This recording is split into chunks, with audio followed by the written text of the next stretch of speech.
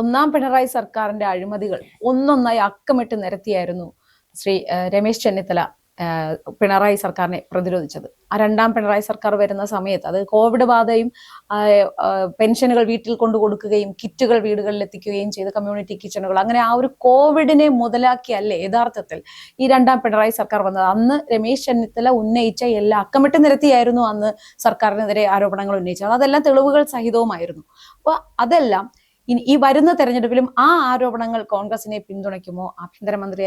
മുൻ ആഭ്യന്തരമന്ത്രി കൂടിയായിരുന്ന രമേശ് ചെന്നിത്തല ഇനി ഈ വരുന്ന തെരഞ്ഞെടുപ്പിൽ അടുത്ത UDF അധികാരത്തിൽ വരുമ്പോൾ അദ്ദേഹത്തിന് ഈ ഒരു ഇതെല്ലാം പ്രതിഫലിപ്പിക്കാൻ കഴിയുമോ? എന്താ സംഭവിച്ചാൽ, ഒന്നാമത് ഇപ്പോൾ കേരളത്തിലെ ഏറ്റവും സീനിയർ ആയിട്ടുള്ള ഒരു കോൺഗ്രസ് നേതാവാണ് രമേശ് ചെന്നിത്തല. കാരണം കോൺഗ്രസിൽ സജീവമായി നിൽക്കുകയും മത്സരിക്കുകയും ചെയ്യുന്ന ഏറ്റവും സീനിയർ ആയിട്ടുള്ള നേതാവാണ് രമേശ് ചെന്നിത്തല. കാരണം 1983 ഇന്ദിരാഗാന്ധിക്കൊപ്പം കോൺഗ്രസിന്റെ വർക്കിംഗ് കമ്മിറ്റിയിൽ ഇരുന്ന ആളാണ് അദ്ദേഹം. 1983 അന്ന് ഇന്ദിരാഗാന്ധിയുടെ കോൺഗ്രസ് പ്രസിഡന്റ്, ഇന്ദിരാഗാന്ധിക്കൊപ്പം കോൺഗ്രസ് വർക്കിംഗ് കമ്മിറ്റിയിൽ ഇരുന്ന ഏക നേതാവ് ഇപ്പോൾ ജീവിച്ചിരിക്കുന്നത് കേരളത്തിൽ ഇപ്പോൾ രമേശ് ചെന്നിത്തലയാണ്.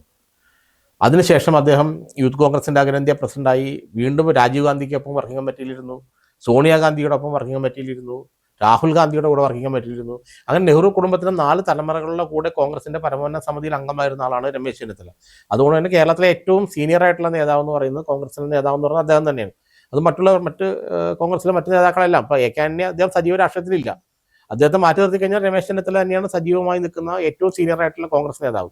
2014 അദ്ദേഹം പ്രതിപക്ഷ നേതാവായിരിക്കുമ്പോൾ അദ്ദേഹം ആദ്യമായിട്ടാണ് ഒരു കോൺഗ്രസിന്റെ പ്രതിപക്ഷ നേതാവ് CPMന്റെ അല്ലെങ്കിൽ ഇടതുമുന്നണി ഭരണത്തിൽ അവരുടെ അഴിമതികളെ പുറത്തു കൊണ്ടുവന്ന് നിരന്തരമായിട്ട്.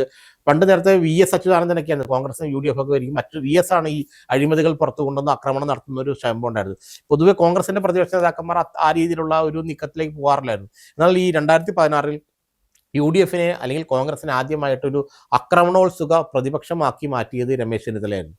ഈ ആക്രമണോത്സുക പ്രതിപക്ഷമാക്കി മാറ്റിയത് കൊണ്ടാണ് സ്പ്രിംഗ്ലർ മുതൽ സ്വർണ്ണക്കൊള്ള മുതൽ മറ്റു നിരവധി അഴിമതികൾ, ബ്രൂവറി ഡിസ്റ്റിലറി മുതൽ ആരും അറിയാതെ ഒപ്പിട്ട ബ്രൂവറി ഡിസ്റ്റിലറി അടക്കമുള്ള കാര്യങ്ങൾ ജനങ്ങൾക്ക് മുന്നിൽ വെളിച്ചെടുത്തു കൊണ്ടുവന്ന് ഈ സർക്കാരിനെ U-ടേൺ അടുപ്പിച്ചു. കാരണം എല്ലാ തീരുമാനങ്ങളും ഇപ്പോൾ രമേശ് ചെന്നിത്തല പത്രസമ്മേളനം കഴിയുമ്പോൾ സംഭവിച്ചതെന്ന് വെച്ചാൽ, പിണറായി വിജയൻ അടുത്ത പത്രസമ്മേളനം ഞങ്ങൾ ആ തീരുമാനം എടുത്തില്ലല്ലോ, അത് എടുത്തിട്ട് ഞങ്ങൾ അതിന് പിൻവാങ്ങുന്നു എന്ന് പറഞ്ഞാൽ അപ്പം തന്നെ U-ടേൺ അടിക്കുന്ന എല്ലാ പിണറായിയുടെ എല്ലാ ഈ കട്ടന് പിന്നിലുള്ള തീരുമാനങ്ങളെ, രഹസ്യ തീരുമാനങ്ങളെ മുഴുവൻ ജനങ്ങൾക്ക് മുന്നിൽ വെളിച്ചത്ത് കൊണ്ടുവന്ന് അദ്ദേഹത്തെ കൊണ്ട് U-ടേൺ അടുപ്പിക്കാൻ രമേശ് ചെന്നിത്തല എന്ന പ്രതിപക്ഷ നേതാവിന് കഴിഞ്ഞു എന്നുള്ളത് കഴിഞ്ഞ ഒരു 50 വർഷത്തെ ചരിത്രത്തിൽ VS അച്യുതാനന്ദന് ശേഷം മറ്റാർക്കെങ്കിലും കഴിഞ്ഞിട്ടില്ലെങ്കിൽ അത് രമേശ് ചെന്നിത്തലയ്ക്ക് മാത്രമല്ല. കാരണം കൃത്യമായിട്ട് പ്രതിപക്ഷ നേതാവിന്റെ ജോലി അദ്ദേഹം ചെയ്തു. കാരണം ആ ജോലി കാരണം ഓരോ ദിവസവും ഇരുന്ന് ഫയലുകൾ പഠിച്ച് അതിൻ്റെ കാരണങ്ങൾ എന്താ തീരുമാനം, സർക്കാരിൻ്റെ ഓർഡർ എടുത്ത് അതിൻ്റെ വിദഗ്ധരുമായി ചർച്ച ചെയ്ത് എന്തുകൊണ്ടാണ് ഈ ഓർഡർ ഇങ്ങനെ ഇറങ്ങിയത്, എന്താണ് ഇതിനകത്ത് അഴിമതി ഉള്ളത് കൃത്യമായി പറയാൻ അദ്ദേഹത്തിന് കഴിഞ്ഞു എന്നുള്ളതാണ്. അതുകൊണ്ടാണ് ആ വിഷയങ്ങളെല്ലാം സർക്കാരിന് പിൻവാങ്ങേണ്ടി വന്നു.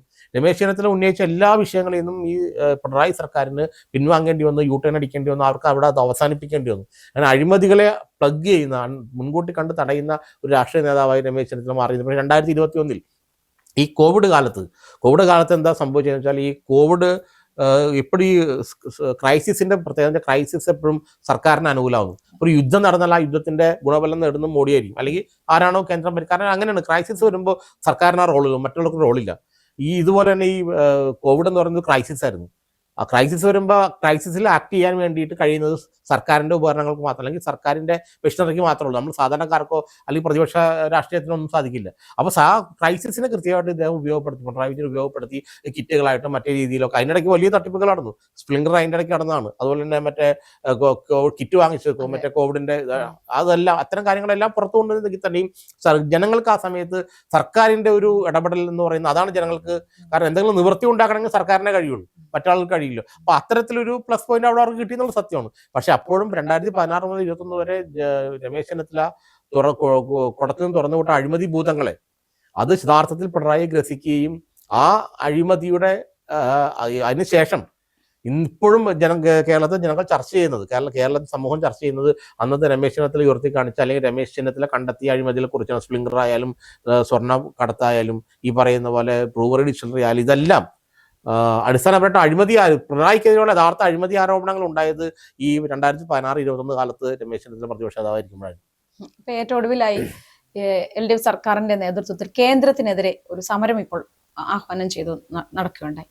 അതില് അവർ ആവശ്യപ്പെട്ട കേന്ദ്രം കടം കടത്തിന്റെ ആ പരിധി കൂട്ടുന്നില്ല എന്നതായിരുന്നു. പക്ഷേ ഒരു കണക്കിന് നോക്കിയാൽ ആ സമരം ഒരു തികഞ്ഞ പരാജയം തന്നെ. കാരണം മുൻപ് കേന്ദ്രത്തിനെതിരെ സമരം നടത്തുമ്പോൾ പ്രതിപക്ഷം കൂടി ഈ സർക്കാരിനോടൊപ്പം കൈകോർക്കുന്ന ഒരു നിലപാട് സൗമ്യമായൊരു നിലപാടായിരുന്നു. പക്ഷെ ഇത്തവണ അവർ ഒറ്റപ്പെട്ടു പോയി, ഈ സമരം വിജയിച്ചതുമില്ല. അപ്പൊ അങ്ങനെ നോക്കുമ്പോൾ വരുന്ന നിയമസഭാ തെരഞ്ഞെടുപ്പിൽ ഉറപ്പായിട്ടും LDFന് പരാജയം തന്നെ ആയിരിക്കുമെന്ന കാര്യത്തിൽ സംശയമില്ല. അങ്ങനെ UDF വിജയിച്ചാൽ മുഖ്യമന്ത്രിയാകാൻ രമേശ് ചെന്നിത്തല എത്രത്തോളം ആ ഒരു സാധ്യതയുണ്ട്? അല്ല, ഈ മുഖ്യമന്ത്രി സ്ഥാനം അടിസ്ഥാനപരമായിട്ട് എപ്പോഴും കോൺഗ്രസ് ഹൈക്കമാൻഡിന് ഒരു സെയിം റോൾ ഉണ്ടായിരുന്നു.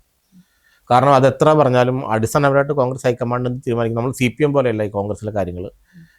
അവിടെ കൃത്യമായിട്ട് അത് CM എന്ന് പറയുന്നത് ഹൈക്കമാൻഡിൻ്റെയാണ്.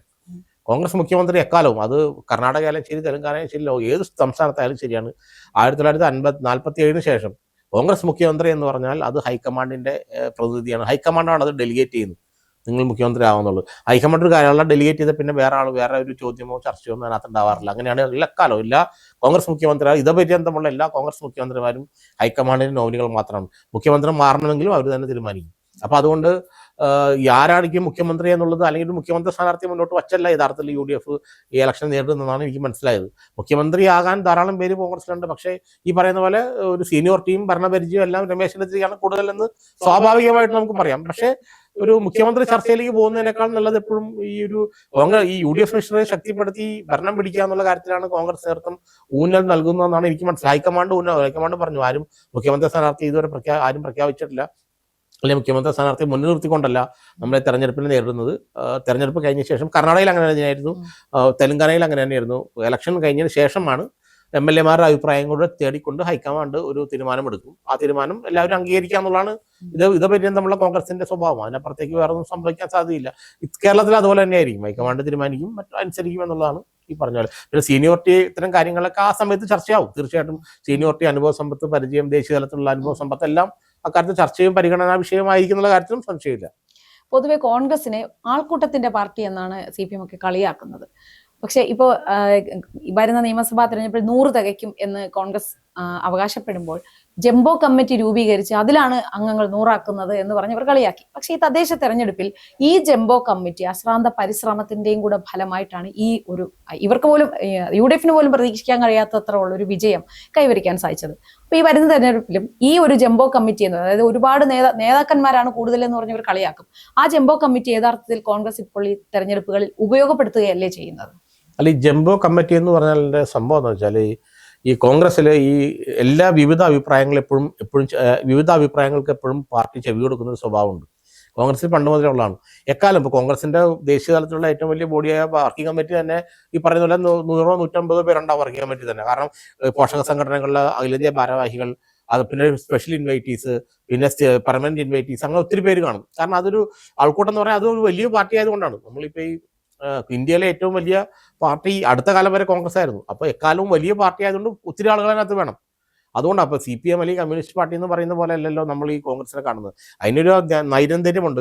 ഈ പറഞ്ഞ പോലെ 1885 മുതൽ പിന്നെ 1920 മുതൽ ഗാന്ധിജി വന്നതിന് ശേഷമൊക്കെ ഈ പറയുന്ന പോലെ ധാരാളം ഈ അനവധി ആളുകളെ കൂട്ടിച്ചേർക്കുക. കോൺഗ്രസ് എന്നുള്ള വാക്കിന്റെ അർത്ഥം തന്നെ കോൺഗ്രഗേഷൻ ആണല്ലോ, മീൻസ് ഒരു വലിയൊരു സമ്മേളനം അതിന്റെ വാക്കിന്റെ അർത്ഥം തന്നെ. അതാണല്ലോ CPM പാർട്ടി കോൺഗ്രസ് നടത്തുന്നത്.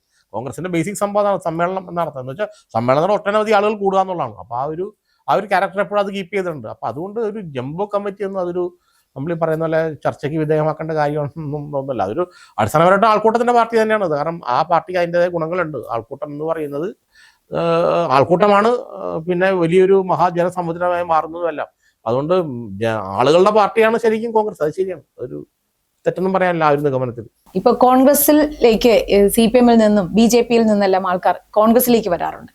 അതുപോലെ തന്നെ ഇപ്പൊ CPM നിന്ന് ഇപ്പൊ പാർട്ടിയിൽ വലിയ സ്ഥാനങ്ങളൊന്നും ഇല്ലെങ്കിലും റെജി ലൂക്കോസ് എന്ന് പറയുന്ന, അതായത് CPM മുഖമായി തന്നെ മാധ്യമങ്ങളിൽ നിറഞ്ഞു നിന്ന ഒരാളാണ് റെജി ലൂക്കോസ്. പുള്ളി BJP പോകുന്നു. അങ്ങനെ ഒരുപാട് പേര് BJP പോകുന്നു. അവർക്കെല്ലാം അവിടെ വളരെ വലിയ അവർ അർഹിക്കുന്ന പോലത്തെ സ്ഥാനമാനങ്ങൾ കൊടുത്ത് തന്നെ മറ്റു രാഷ്ട്രീയക്കാർ അവരെ സ്വീകരിക്കുന്നുണ്ട്. കോൺഗ്രസിലായാലും പുറത്തുനിന്ന് വരുന്നവരെ നന്നായി തന്നെ ഡീൽ ചെയ്യുന്നുണ്ട്. പക്ഷെ കോൺഗ്രസിൽ നിന്ന് പോയവർക്കെല്ലാം അവർ മറ്റെന്തൊക്കെയോ പ്രതീക്ഷിച്ചു പോയ ലതിക സുഭാഷ്, ശോഭന ജോർജ് തുടങ്ങിയ നിരവധി നേതാക്കന്മാർ പോയിട്ടുണ്ട്. അപ്പൊ അവരെല്ലാം പക്ഷെ അവിടെ എന്തെങ്കിലുമൊക്കെ കിട്ടി തൃപ്തിപ്പെടുന്ന രീതിയിൽ കഴിയുന്ന ഒരു സാഹചര്യവുമാണുള്ളത്. പക്ഷെ എന്നാലും ഈ കോൺഗ്രസിലേക്ക് വരുന്നവരെ ഇവർ സൈബർ ഇടങ്ങളിൽ പോലും വളരെ മോശമായ രീതിയിൽ ആക്ഷേപിക്കുന്ന ഒരു പ്രവണതയും കാണുന്നുണ്ട്. ഇതിനെക്കുറിച്ച് എന്താണ്?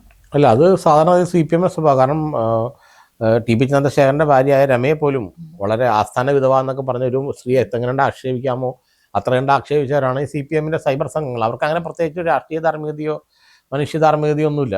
കാരണം അപ്പുറത്ത് നിൽക്കുന്ന ശത്രു എന്നുള്ളൊരു രീതിയിലാണ് അവരെ കാലം മുന്നോട്ട്. ആ സ്ത്രീയായാലും പുരുഷനായാലും ശത്രുവിനെ നേരിടേണ്ട രീതി എങ്ങനെയാണെന്ന് അവർക്കറിയാം. ആ രീതിയിലുള്ള വളരെ മോശം പദപ്രയോഗങ്ങളും ഇത്തരം ആക്ഷേപകരമായ, പ്രത്യേക സ്ത്രീത്വത്തെ അപമാനിക്കുന്ന രീതിയിലുള്ള ആക്ഷേപകരമായ നിരവധി പരാമർശങ്ങൾ അവർ സ്ഥിരം ചെയ്യാറുണ്ട്. അങ്ങനെ കാരണം വെച്ചാൽ അതൊരു CPMന്റെ സൈബർ സംഘത്തിൻ്റെയും പൊതുവെ അവരുടെ ഒരു സ്വഭാവമാണത്. കാരണം എതിരാളിയെ ആക്ഷേപിക്കുക, എതിരാളിയെ ക്യാരക്ടർ അസോസിയേഷൻ നടത്തി ഇല്ലാതാക്കുക എന്നുള്ളത് ഒരു കമ്മ്യൂണിസ്റ്റുകാരുടെ പഴയൊരു രീതിയാണ്. നമ്മൾ സന്ദേശം സിനിമയിൽ ശങ്കരാടി പറയുന്ന ആ ഡയലോഗ് എന്ന് പറഞ്ഞാൽ ആ സമയത്ത് ശ്രീനിവാസൻ എഴുതിയതല്ല.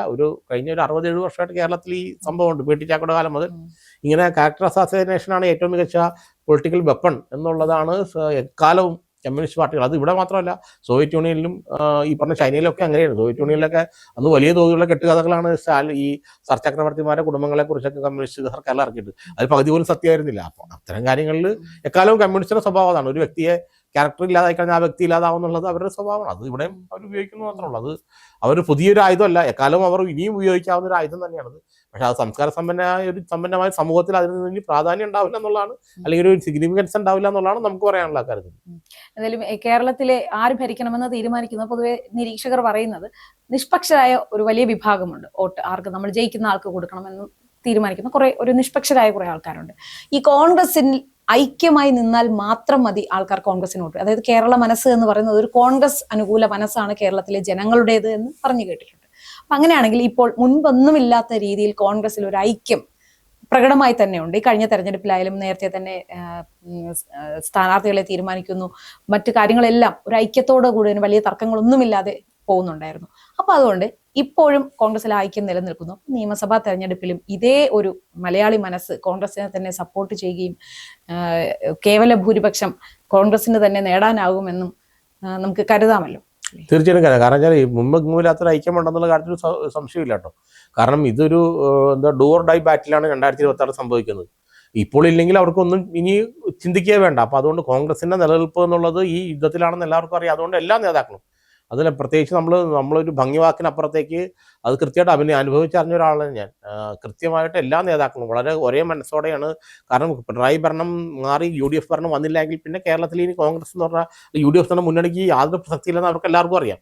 അപ്പം അതുകൊണ്ട് കൃത്യമായിട്ട് യാതൊരു എനിക്ക് തോന്നുന്നത് നേതാക്കൾ തമ്മിലോ അല്ലെങ്കിൽ അണികൾ തമ്മിലോ, അതുകൊണ്ട് ഏറ്റവും വലിയ ഉദാഹരണമാണ് ഈ കഴിഞ്ഞ ലോക്കൽ ബോഡി ഇലക്ഷൻ. ഒരു സ്ഥലത്തും കാര്യമായൊരു വിമത പ്രവർത്തനം ഉണ്ടായില്ല നമ്മൾ മനസ്സിലാക്കണം. പൊതുവെ കോൺഗ്രസിൽ ഒരു സ്ഥാനാർത്ഥി പ്രഖ്യാപിച്ചാൽ 10 വിമത റബൽ സ്ഥാനാർത്ഥികൾ വരും. ഇത്തവണ പലയിടത്തും 90% പ്രദേശങ്ങൾ അങ്ങനെ ഉണ്ടായില്ല എന്നുള്ളതാണ്. കാരണം അവർക്കറിയാം, കാരണം ഇനിയൊരു പരാജയം ഈ മുന്നണിക്കും പാർട്ടിക്കും താങ്ങാൻ കഴിയില്ലെന്ന് അവർക്കറിയാവുന്നതുകൊണ്ട് ആ ഒരു റിബൽ ശല്യമേ ഉണ്ടായില്ല. അതിൻ്റെ ഒരു എന്താ പറയുക, ആ തദ്ദേശ ഇലക്ഷൻ എന്ന് പറയുന്നത് യഥാർത്ഥത്തിൽ ഇതിൻ്റെ ഒരു സാമ്പിളാണ്. കാരണം വെച്ചാൽ കോൺഗ്രസ് നേതൃത്വം ഒരിക്കലും അങ്ങനെ ആ രീതിയിലുള്ളൊരു പരസ്പരമുള്ള നേതാക്കൾ തമ്മിലുള്ള വൈരാഗ്യം, ഏറ്റുമുട്ടൽ, അഭിപ്രായ വ്യത്യാസം അതൊന്നും ഒരു സ്ഥാനമില്ല എന്ന് അവർ തന്നെ മനസ്സിലായി കഴിഞ്ഞു. അതുകൊണ്ട് അത്തരത്തിലുള്ള ഇതൊന്നുമില്ല. ഒരു പാർട്ടിയും മുന്നണിയും ഏറെക്കുറെ ഒരു മുമ്പെങ്ങും ഇല്ലാത്ത വിധത്തിൽ ഒറ്റക്കെട്ടായിട്ട് തന്നെയാണ് ഇലക്ഷൻ നേരിടുന്ന കാര്യത്തിൽ സംശയമില്ല.